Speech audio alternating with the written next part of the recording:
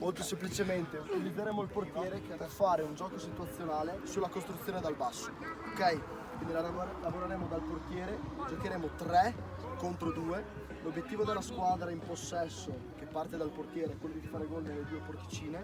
Per gli altri invece l'obiettivo sarà quello di recuperare palla dal portiere o dai giocatori in possesso e fare gol sulla porticina. Bravo Seba! Ok. Neymar, ci sei, sì, cambio gioco, bravo! Vedi come viene bene il giro palla.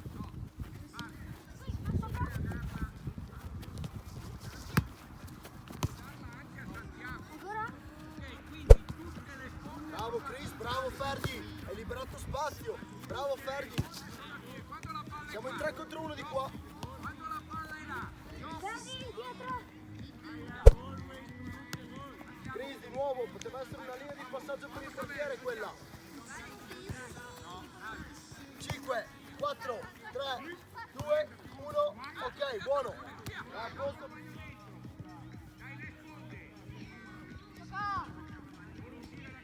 Ah, bravo Seba. Neymar, ci sei, sì, cambio gioco, bravo.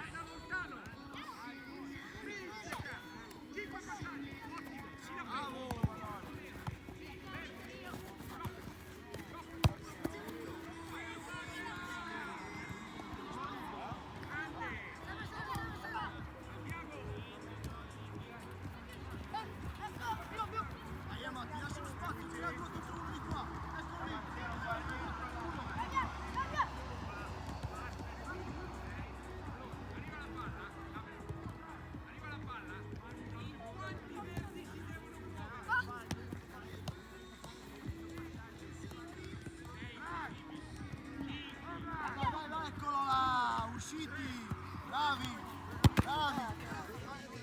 Solo.